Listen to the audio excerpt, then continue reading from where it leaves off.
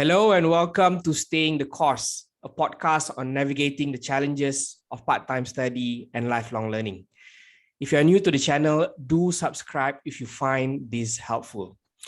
Today, I'm truly honored to welcome our guest, Professor Dr. Abd Karim Alias, Professor of Food Technology at the School of Industrial Technology, Universiti Sains Malaysia, or USM. Prof. Karim is also Director of the Center for Development of Academic Excellence at USM. He's been teaching at USM for more than 27 years, and he's a prominent advocate of lifelong learning. Assalamualaikum, Professor Karim. How are you? Waalaikumsalam, Saudara Ashraf. Thank you for having me in your program. Alhamdulillah. Thank you so much for making your time, Prof. In this episode, I will be speaking to Professor Karim about the emergence of micro-credentials as a new form of learning or skills acquisition. We are interested to understand how micro-credentials have shifted the world of higher education altogether, especially coming out of the pandemic. We are also keen to learn how micro-credential will shape the way that we learn for the long term. On that note, Prof, I'll begin. Yeah, sure. Okay. So my first question is based on your experience and your strong advocacy of online learning throughout your career. At the moment, when I last looked at your YouTube channel, Professor, you have more than 7,000 subscribers, and you've made your content and ideas highly accessible across your website. What is your main motivation in driving this course? Yeah, thank you, Saudara Ashraf. Once again, thank you very much for having me. Well, that is actually one of the questions commonly asked to me. What drives me to have this YouTube channel with educational content mainly? I do have some personal content as well, but very few. Well, the answer to that is perhaps sounds very cliche. It's all driven by my interest, my great deep interest in technology, and also anything related to creating digital content. And it started as long as I can remember. When I started my master's, I did my master's in food process engineering in University of Reading. That was in 1988. And at that time, probably you know that there is the early day of computer, computer technology. The internet is probably still very basic. And I remember when after I finished my master's, I had 3 months before I started my PhD. So I worked in the factory for 3 months, saved enough money to buy my first computer, Macintosh single drive. So I wrote the story, a complete story of my journey in online education, especially online learning, in a long blog article.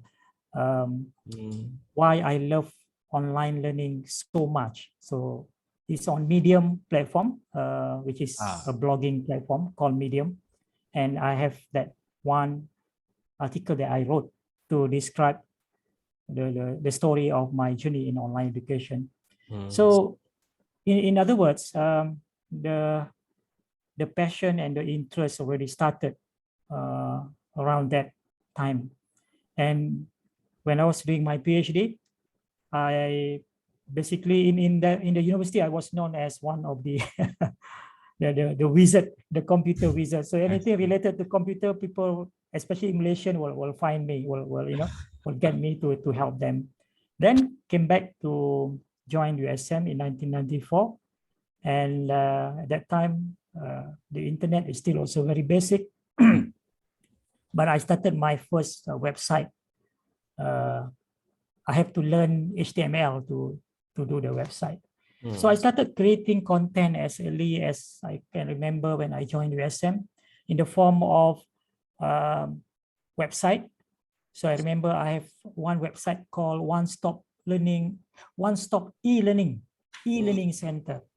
So that was a very comprehensive website, and even there were professors from US in distant learning, or ODL, Open Distant Learning University. They came to Malaysia for sabbatical in one of the universities in Kuala Lumpur. Then they emailed me. They wanted to see me in Penang, so they flew to Penang. His husband and wife, both are professors, professors in distant learning.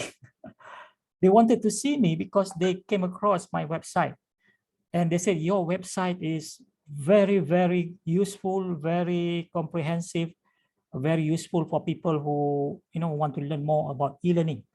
So they thought that I am actually the distant learning educator. The lecturers teaching in distant education, distant learning.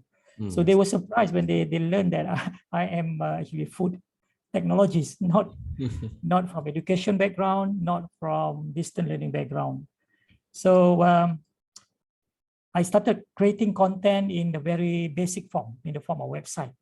Then I started blogging. I write about issues about education, teaching and learning especially. And then when YouTube came around, I didn't realize initially, but then I think around 2009, then I started to use content from YouTube for my teaching. Then I realized there's very, very little, at that time, very little content contributed by Malaysian.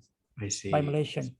Very, very little content, and let alone in Bahasa Malaysia, which until now, I think still relatively very low.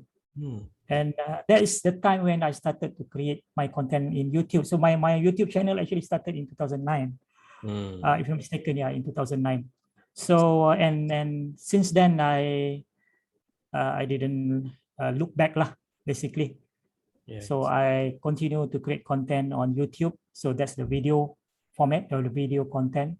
Then I continue to create content in the form of writing, blogging, website. I create a few websites. Some of it has been discontinued.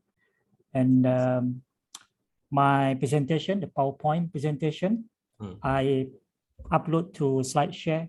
So if you Google my name, probably you will see my so-called digital footprint. It's everywhere, in many different platforms. The idea is, I want to make my content, digital content, available as much as possible, widely accessed, because the main thing which drives me to do this is about sharing. Yeah. So to answer your questions, actually, it's a passion, and the desire to share, my whatever little knowledge that I have.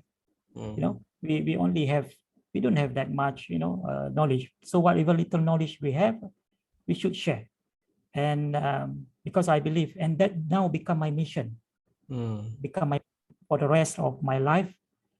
I want to find time to create as much content as possible and make it available through as many platforms as possible. So that, of course, hopefully people can benefit from it. And hopefully I can use that as my so-called my bekalan lah, for the hereafter, that I can bring for the hereafter. So that's basically hopefully answer your question, Saudara Ashraf.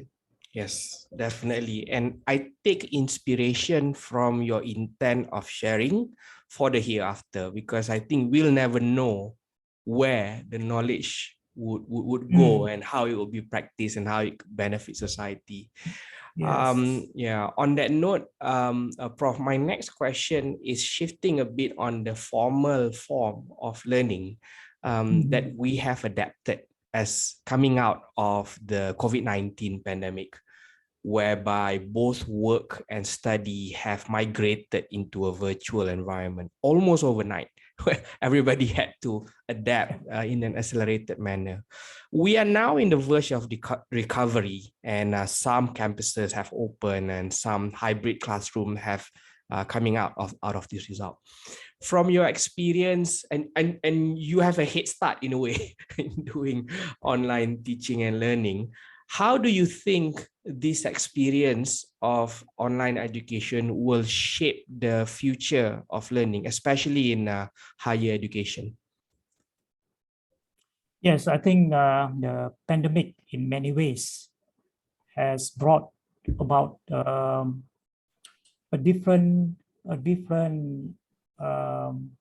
perspective, and it's really exposed in a way the weaknesses in the way we deliver our teaching and learning in the classroom. Because I think for a long time, most of our educators are so used to face-to-face environment. And of course, many of our educators have embarked on so-called blended learning, flipped classroom, where the online, there's an online part of it. But I feel that the blended learning that we have been doing prior to the pandemic is not very strong. I see. It's not very impactful. Because the online portion is not being given proper attention in terms of the design, the delivery, to make it very meaningful. But come pandemic, and yes, personally, for myself, it's just naturally, I transition almost naturally, no issue for me at all. But for a lot of people, there was a lot of struggle. So they have to shift from a very familiar environment, face-to-face, to online. They have to grapple with a lot of issues, technical especially. And technical is one thing. The other thing is the design part, how to design the learning experience from face-to-face to online. So there are a lot of issues. But again, there's I think because of the need and the urgency, like it or not, they have to learn. They have to learn a new skill, a new skill set, a new tool set. Yeah. But after some time, I think many of us thought that it was very short, temporary. But it turned out we are still in the pandemic, and still a lot of still very much we are doing online learning now. So I think there's a kind of a change in mindset as well. So there's a mind shift as well, where educators now has embraced technology, or accepted the fact that we have to do online learning. It's a long haul. Yeah. So we have to accept the fact that this is a new culture of learning. So therefore, we need to learn a new way of deliver our teaching and learning.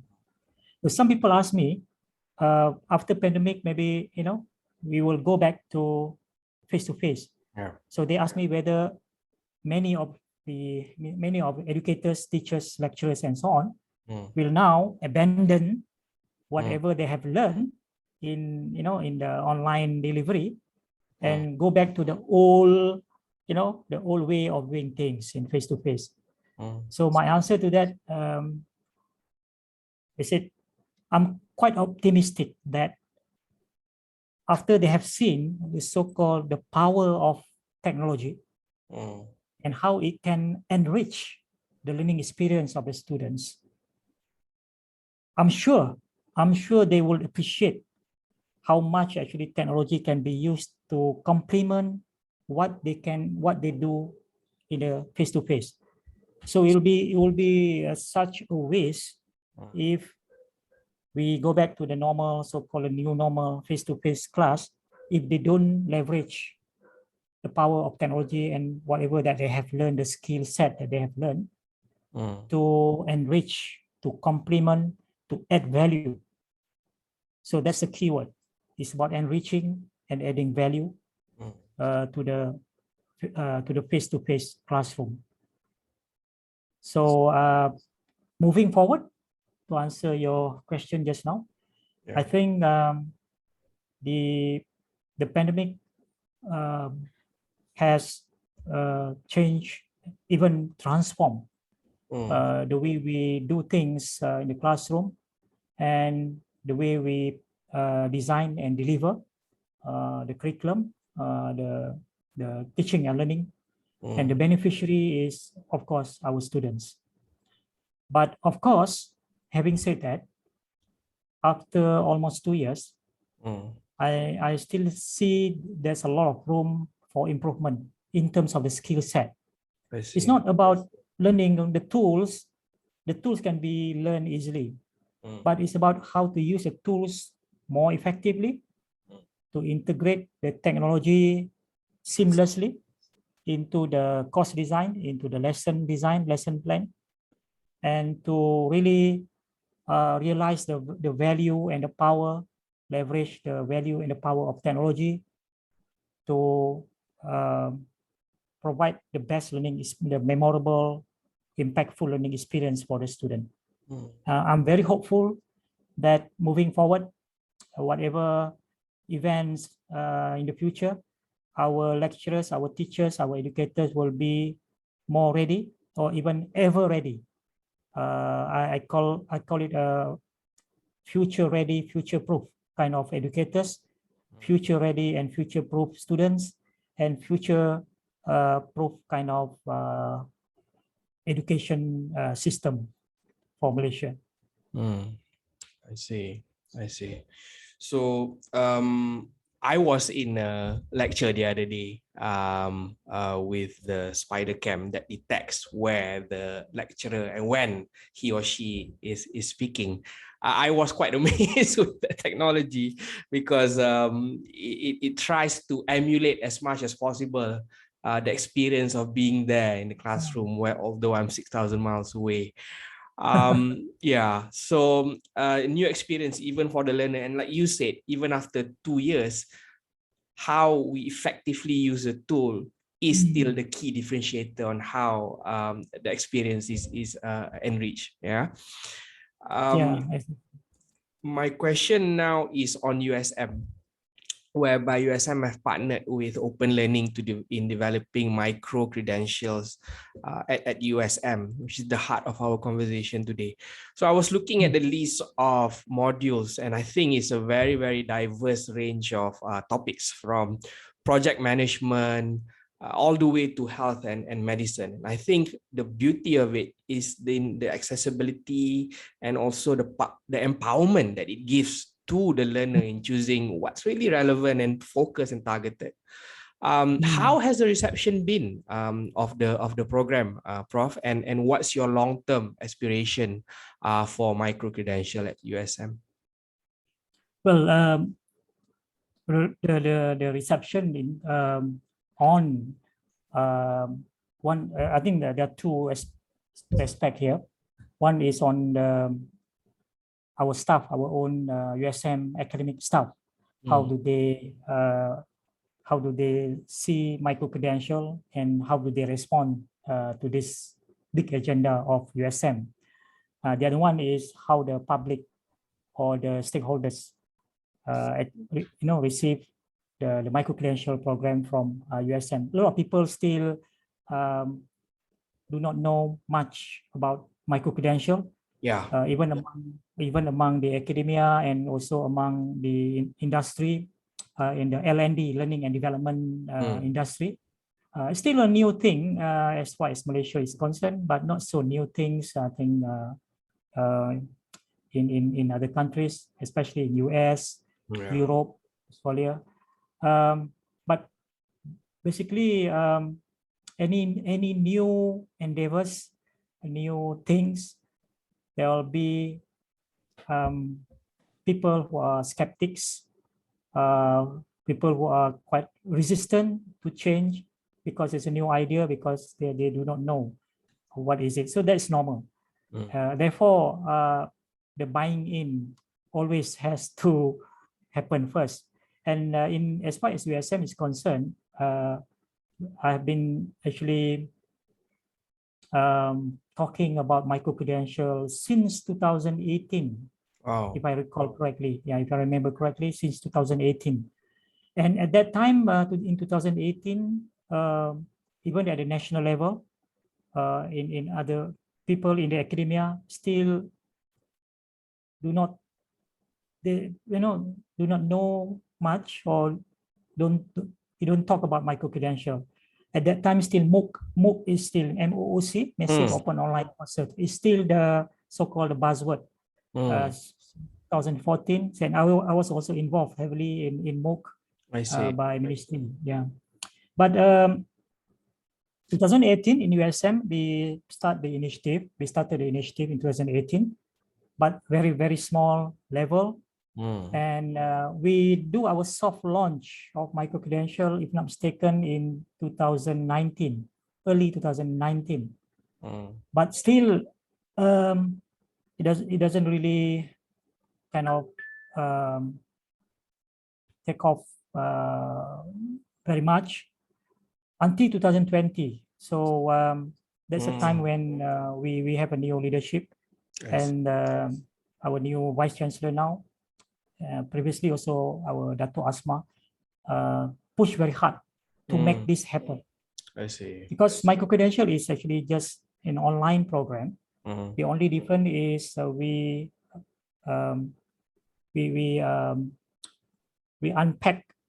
unbundle the concept of unbundling or unpacking the course or the curriculum, let's say one whole program, into a small modular unit. And each one will have, it's a standalone module that anyone can take for upskilling, professional development, for upskilling or reskilling, or for lifelong learning, for personal development. And they will go through the module, do all the activities, complete the assignment, and at the end of that, after they have successfully completed, they will get a digital badge. This digital badge is actually as a recognition of and evidence of what they have learned and the competency they have achieved. But in USM initially, as I said, the buying in,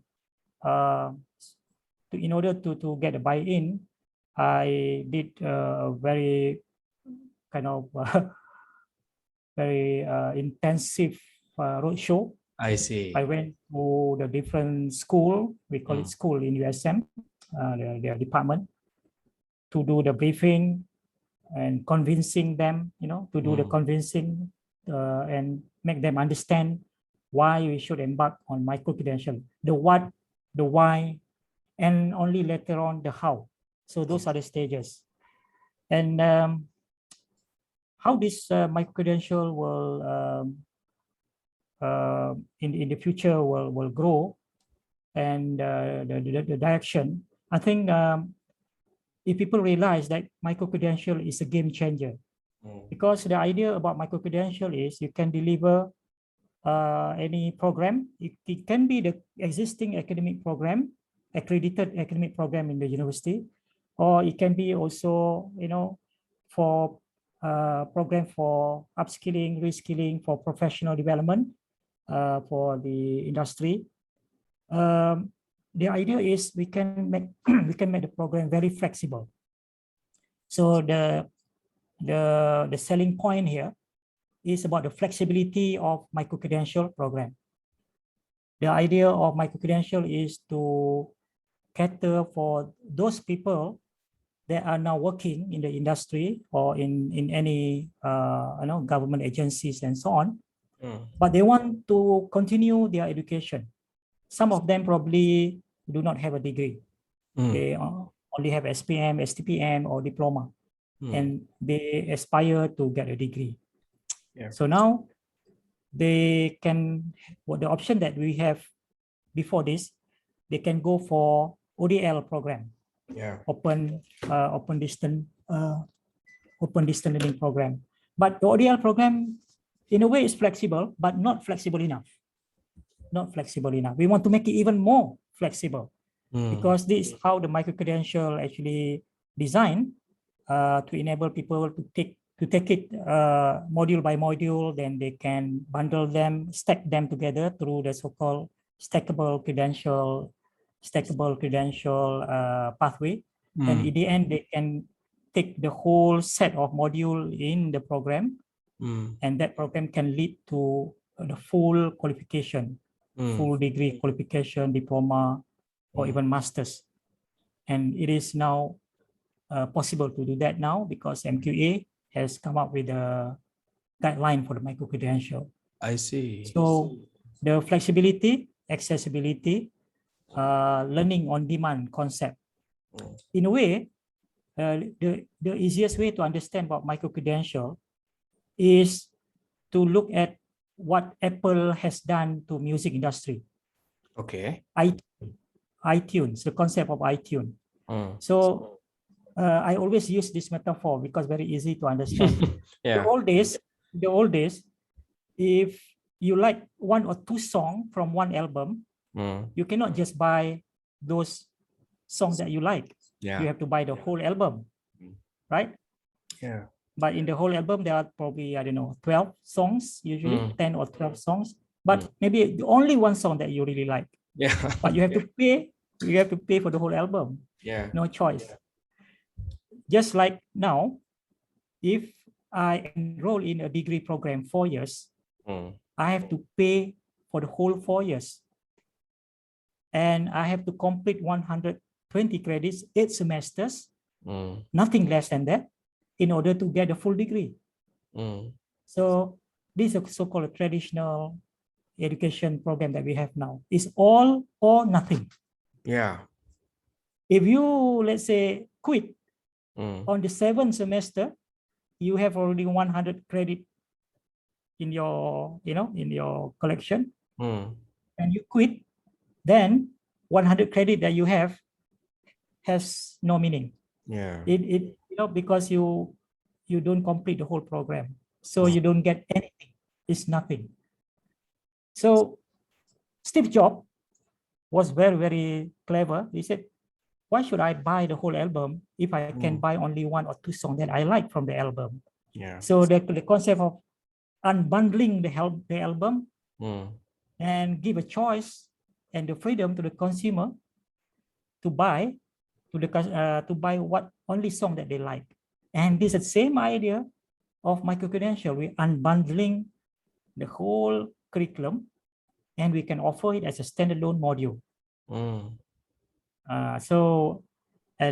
That's actually for accredited academic program, but for professional development program, lifelong learning program, we don't have to worry about that, but we can design, and this will make it flexible and affordable for people to take micro-credential program for the purpose of lifelong learning, personal development, professional development, upskilling, reskilling. So that's what micro-credential is about. And Alhamdulillah in USM, after we started seriously in 2020.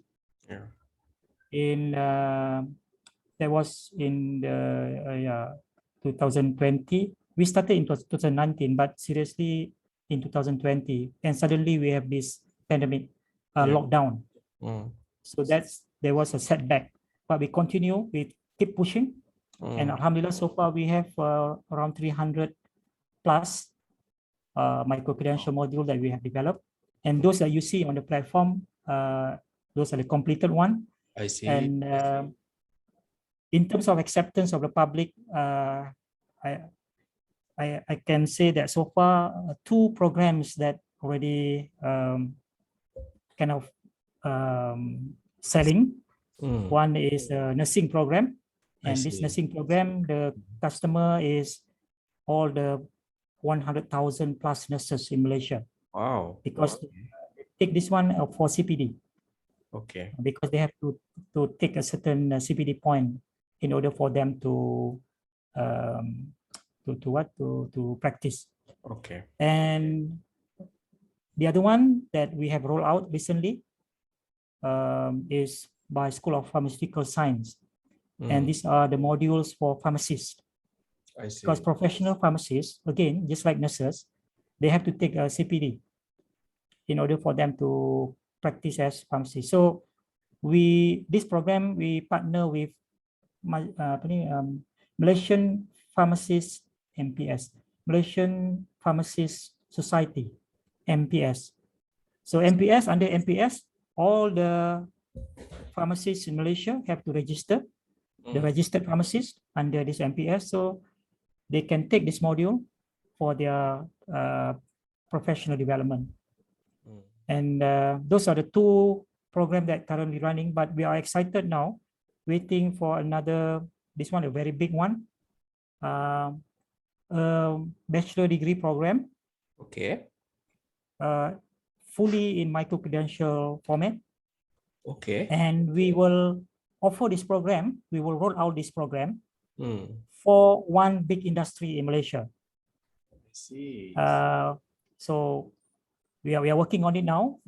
Hopefully we will sign the MOA very soon. And this is a big one, and probably the one unique example that we can use to showcase how we can offer micro-credential program for the whole bachelor degree program, the 4-year program. Yeah. So that's what currently the status of USM micro-credential. I see. I see. Wow. I did not, thanks for sharing that development.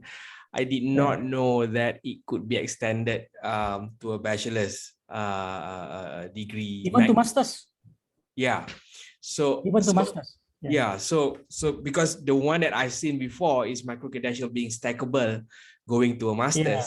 But to do it on the bachelor's degree, I think that's quite extensive. And I think that illustrates the trailblazing or the USM being at the forefront of leading this micro-credential under your leadership as well.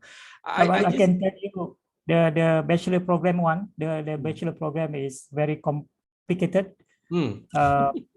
We have been working on it for almost 2 years now, and still working on it to look at how best to unbundle and to make sure the alignment of the program outcome, so that the quality of the micro-credential and the quality of the face-to-face normal traditional program is equivalent,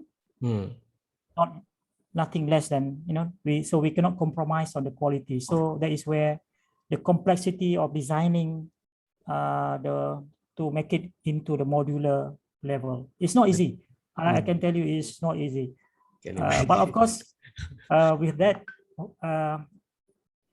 anything, when we embark into new thing, we have to be prepared to go through that. Yeah, when we blaze the trail, can you imagine if you enter a virgin jungle, if you are used to go into thick jungle, which during my childhood, that's part of my life.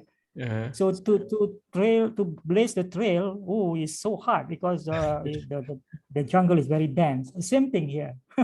Yeah. So the reason that I'm so encouraged to hear about this micro-credential ending up as a bachelor's degree is because my own reading of it has only been on the micro-masters modules that edX had offered in collaboration with some of the universities. Now, so which brings to my next question, which is the emergence of micro-credentials and previously MOOCs as well is seen as a potential competition to traditional higher education degrees. There's cost effectiveness, there's accessible and reach, and there's also scalability.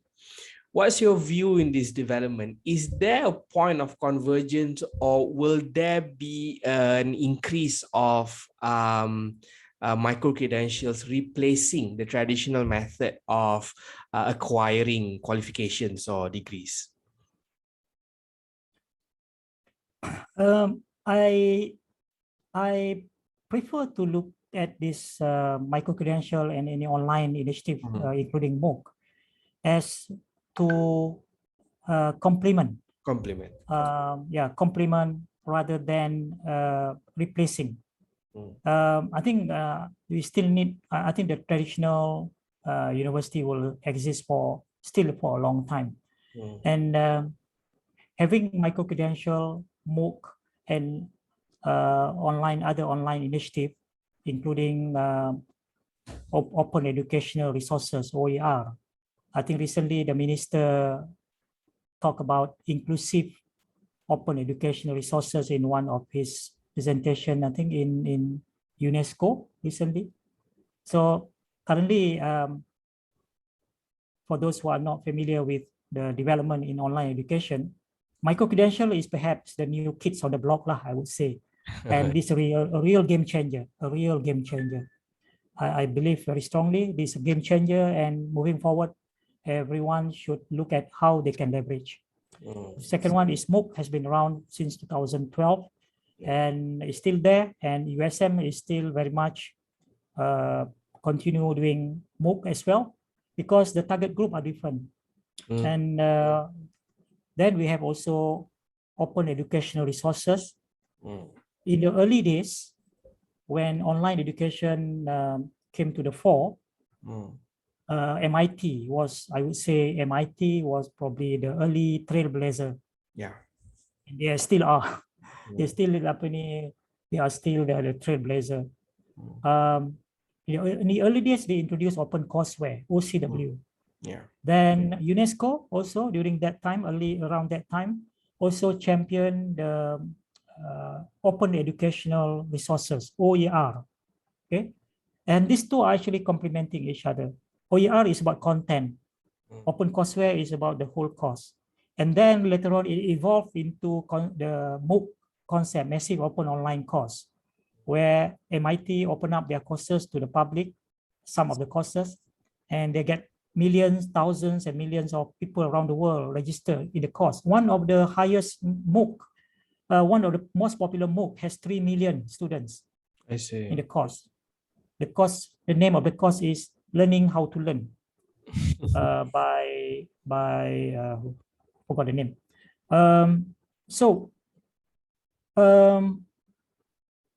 Around that time when MOOC exploded, there's a lot of conversation or discussion about, whoa, now online education become very popular. Will the university now would cease to exist? I wrote a blog article about that. You can read actually on my blog about the MOOC and how it can complement the traditional education rather than substituting, rather than replacing or substituting. So it's not about replacement. It's not about substitution, but it's about, to me, complementing and kind of provide more value to what we do. So the online education, just I reiterate the point that I made earlier, that online education, online learning, online courses, online content would actually complement and add value to what we do in the classroom. And online education or online learning is also about the original philosophy. It's about widening access. Widening access to people around the world so that we can realize the SDG, Sustainable Development Goal 4, number 4, which to provide quality education, inclusive education for everyone, education for all. The original one was the tagline by UNESCO around forgot the year, is education for all. Yeah, and that evolved into SDG number 4 out of the 17 SDG. So SDG number 4 is about quality education, not only providing quality education, but everyone will have access to it. So that is education for all. Inclusive. Inclusive means everyone with different social background, socio-economic background, anyone with different abilities, normal students so-called, then student that has some disabilities, impaired vision, impaired hearing, and so on. So that's the spirit of inclusiveness. In order to provide quality inclusive education, widening access, providing the flexibility as well, and affordability, the traditional model of education, the face-to-face traditional model, may not be able to meet this. And therefore, this is where the online education can complement. because we can bring this online education as long as there is an internet connectivity. Of course, there's still a digital divide issue that we have to address. But it's closing now. It's closing very fast. So I think some people say, every time when we talk about online learning, they, oh, some people don't have access to it. So my way of countering this so do you want to wait until everyone will have access, then only you go online? Kan? Kita boleh mula from now. We can start from now. And those who have access, okay. Those who don't have access, hopefully sooner or later they will have access to it. So inshallah, I think it's about flexibility, accessibility, affordability, and widening access of education to everyone. That's the spirit behind it. Right. So it's complement, not compete, yeah, Prof? Complement, not compete. I think that's a good way to summarize it. I only have, sorry? Not competing, but complementing. Yeah. Complementing. I only have one more last question for you, but before that, I'd just like to try and summarize the three previous key points from this conversation. The online education, online learning moving forward will enrich and add value to the overall learning experience. However, upskilling needs to continue so that we can use the tools effectively. I think that's the first key point. Number two is on the power of micro-credentials from the way that it unbundles and empowers the learner. There's an element of flexibility of self-driven learning, wider access to education, as well as cost and matter of scale in giving access to more people. Yeah. And number three, just what we've touched earlier, is on how micro-credential and MOOCs will complement instead of competing with traditional higher education. These key points are my key takeaways, at least from my notes, Prof, and greatly appreciate your sharing on this one. So my last question. The audience of this podcast are mostly professionals who are working, who are raising families with many commitments, that they are still wondering about their ability to undertake part-time learning. So, but there has been quite a surge in terms of self-driven learning coming out of the lockdown, and many people are considering these options. What is your advice for people who are considering micro-credentials as a route to feed their curiosity and thirst for lifelong learning? Yeah, I believe there's but micro-credential, as I always say, is a game changer because of the flexibility it provides. So the key is actually the flexibility that allow people, especially working people, because we understand, we realize the time constraint that they have. So with that, with micro-credential, let's say if you want to take the whole program, even you can see now some universities, Malaysian universities now, like I can mention here, like MMU. You go to MMU website and you can see on the front page, MBA in micro-credential, offered in micro-credential format. I see. And they unbundle the MBA consists of 4 courses, I think, 4 courses. But they unbundle the 4 courses into 8 micro certificate, and each certificate consists of X number of smaller module. Okay, so now it is possible for you to take the MBA at your own pace, at your own time, and when you feel you have the motivation, and you don't have to pay for the whole program. You only pay for the module that you are taking at that particular time. Yeah. So this is a real so-called learning on demand, just in time, just in case, just in time, just enough, and just for me, very personalized. Okay. So you can also take any module or any of the 8 micro certificate Maybe you don't have intention to take the full MBA, but we just want to take one particular certificate. You can also do that. So that's a kind of flexibility that we have now. I think we should really leverage, grab that opportunity, because for every single thing that you do, the module that you do, you will get a digital badge. Yeah. And this digital badge is recognized by the university. And then you can share your digital badge on your social media platform, LinkedIn, for example. Yeah. LinkedIn, if you go to LinkedIn, if you just browse some of the people there, probably you will come across some people who display the digital badge on their profile. Yeah, I noticed and that. When you click that, you will get to see the details of what is the metadata in the digital badge. What is the module that what are the skills that they have acquired, and other things. That's the way the future, I mean, will move towards that direction. So it is possible. I want to share a personal story. It is possible to learn just about anything in online now, whether it's for personal development or for professional development, upskilling or reskilling. Yeah. Many years ago, I wanted to learn how to do stock trading. I see. And if people who know me, they know that I don't like to talk about money.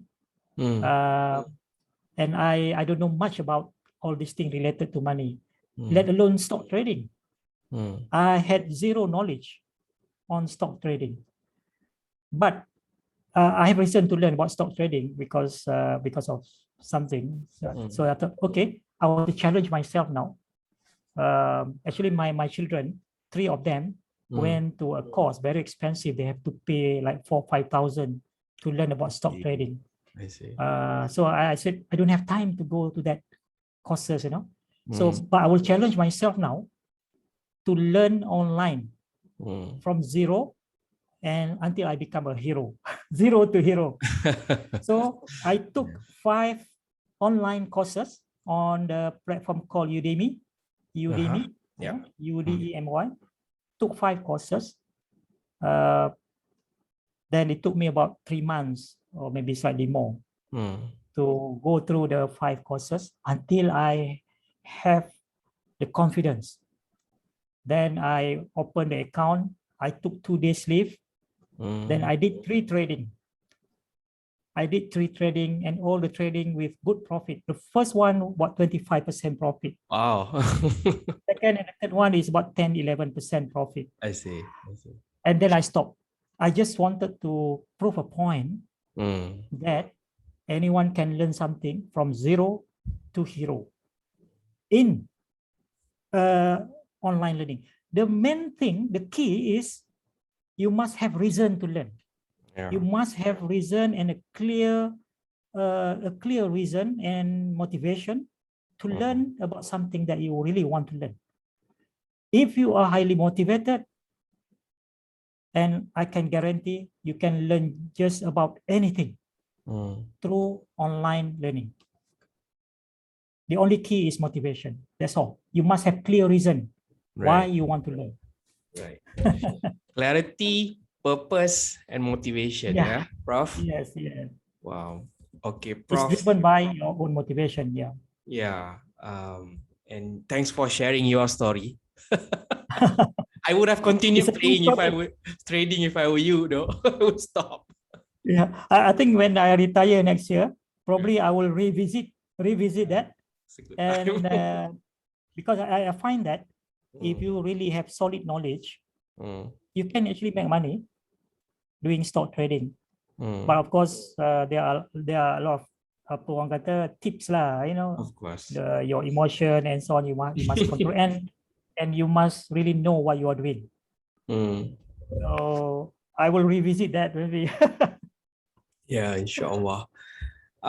With that, Prof. Karim, I would like to express my utmost gratitude for the time that you've accorded for this sharing, especially with the insights that you've shared at the middle of the action in micro-credential development in the country. And I'm sure your sharing today will inspire many out there, not just learners, especially educators who are charting their path towards excellence as well. Thank you so much, Professor Karim. My pleasure. Thank you for having me once again, Saudara Ashraf. Keep on doing this. It's very good to share knowledge with the public. Alhamdulillah. Thank you. Take care, Prof. Have a nice weekend. Okay, thank you. Assalamualaikum. Assalamualaikum warahmatullah. Have a nice day, nice weekend. Thank you.